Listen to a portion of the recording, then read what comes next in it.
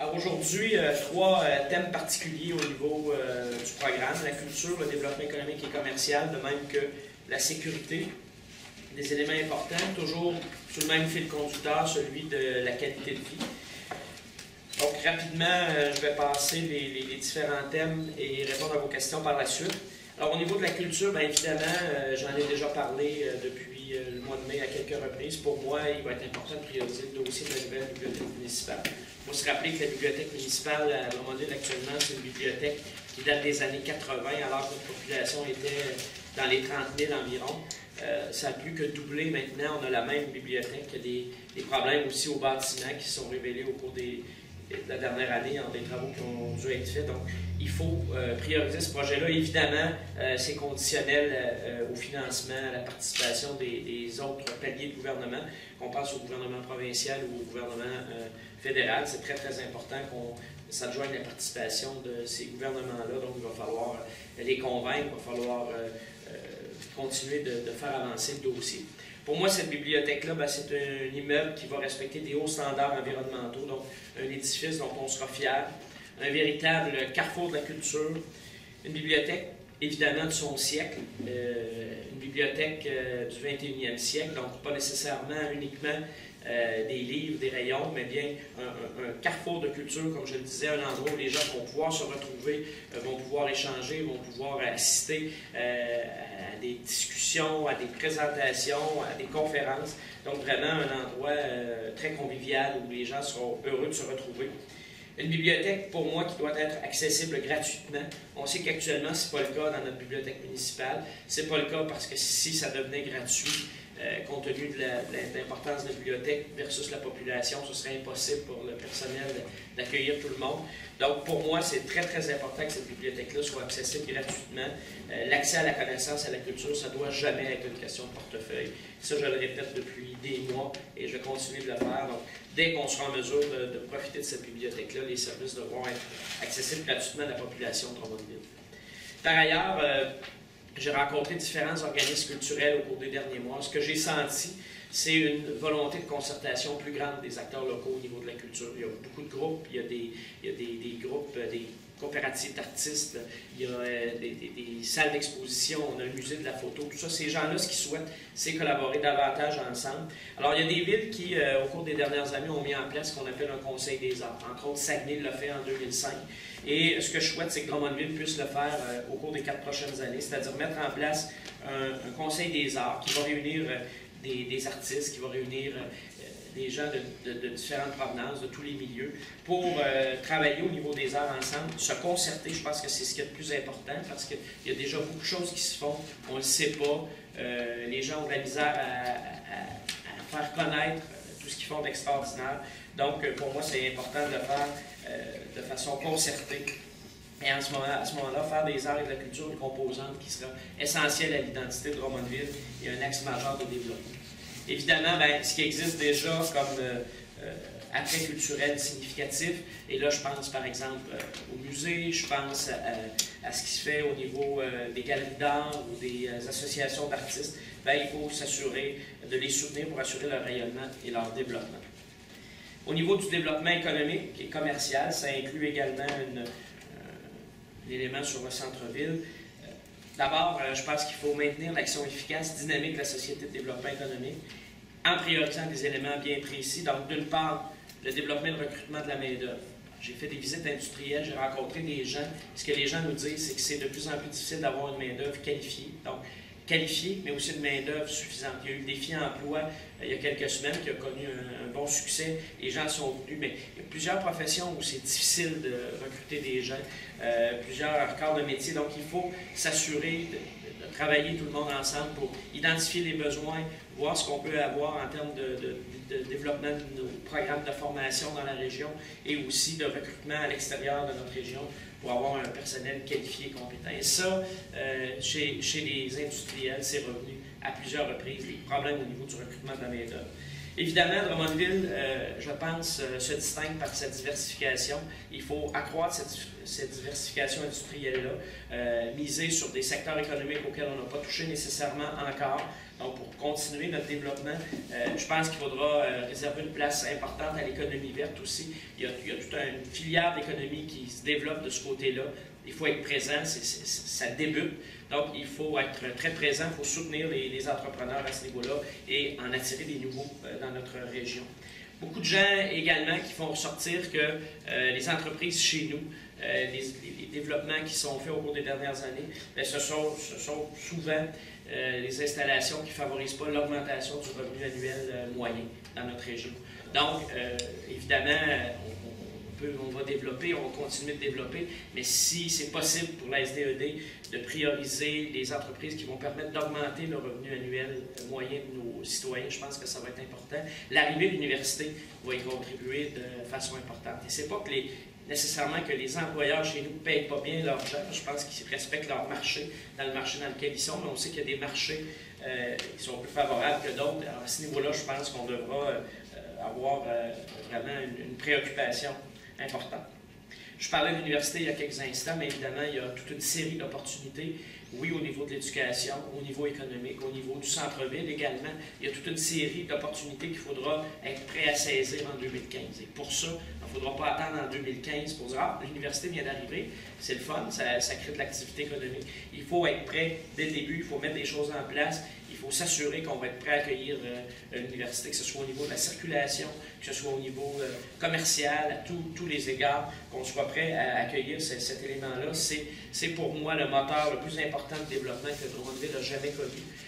Ça arrive en 2015. On ne connaît pas la limite, on ne sait pas jusqu'où ça peut aller, donc il va falloir vraiment profiter de ça. Par ailleurs, le centre-ville, on en a beaucoup parlé, je m'en suis fait beaucoup parler. J'ai installé mon local électoral en plein centre-ville. C'est qu'il y avait pour moi une préoccupation qui est partagée par beaucoup de gens. Malheureusement, souvent, ce que je perçois, c'est qu'il y a une opposition chez les gens entre le développement de la vitrine, par exemple, près de la Vin, et le rayonnement du centre-ville. Pour moi, ce sont des éléments différents.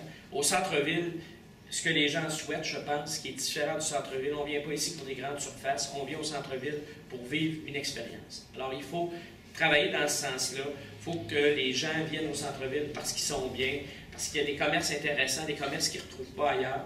Et ça, pour moi, c'est important qu'on s'y penche rapidement. J'ai un magnifique local, mais c'est pas normal que j'ai pu avoir accès à un aussi beau local au centre-ville, à un arrêt. C'est magnifique l'endroit.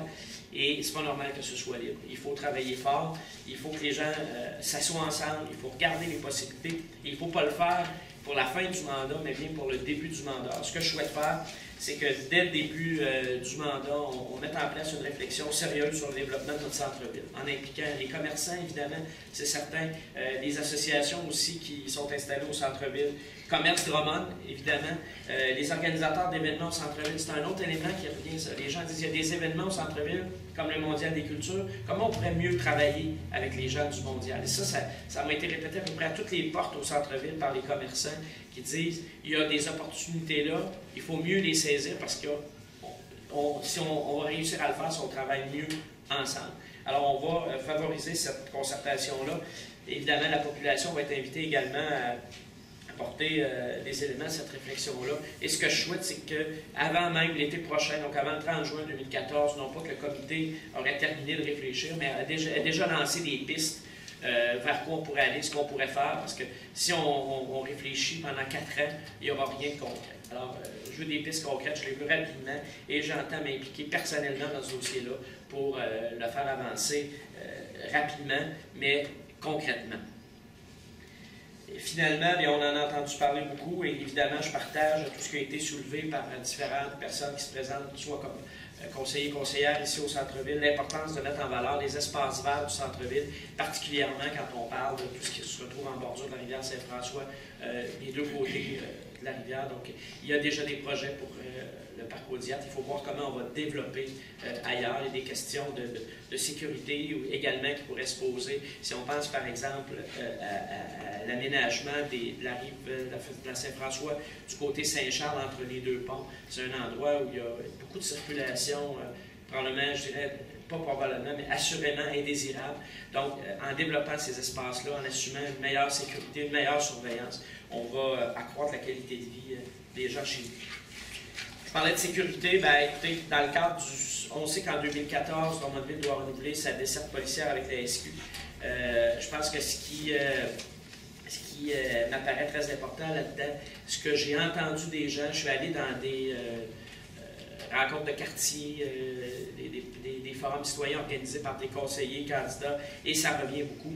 Les gens se sentent en sécurité à Drummondville, mais souhaiteraient une présence là, policière un peu plus grande au niveau des quartiers, dans les rues. Ils aimeraient se sentir, c'est-à-dire une plus grande proximité avec le service de police. Alors, il faudra réévaluer, comparer également avec ce qui se fait ailleurs, comparer le nombre de policiers affectés chez nous et voir avec le SQ comment on peut ensemble s'assurer d'une surveillance adéquate de l'ensemble des quartiers de la ville. Donc, il ne faut pas que des gens soient inquiets de se promener dans un quartier de la ville le soir. S'il y a des gens qui ont des inquiétudes dans un quartier de la ville le soir, ben, il va falloir augmenter la sécurité, il va falloir s'assurer que les gens puissent se promener. Et la sécurité, ben, il y a cette forme de sécurité-là, mais il y a également la sécurité, je vous dirais, physique. Il faut poursuivre la mise en place de moyens au niveau de l'apaisement de la circulation, de la sécurité des piétons, des cyclistes. Bon, le programme Courtoisie, par exemple, pour les piétons est très apprécié. J'ai visité des résidences de personnes âgées du secteur ici récemment. Les gens apprécient ça, mais les gens nous disent qu'il faut faire encore plus. Il y a encore trop de gens qui roulent trop vite, qui ne sont pas prudents, et il faut continuer de travailler dans ce sens-là avec l'ensemble des intervenants à la ville. Finalement, ben, il faut assurer une veille efficace en matière de circulation et d'éclairage des rues.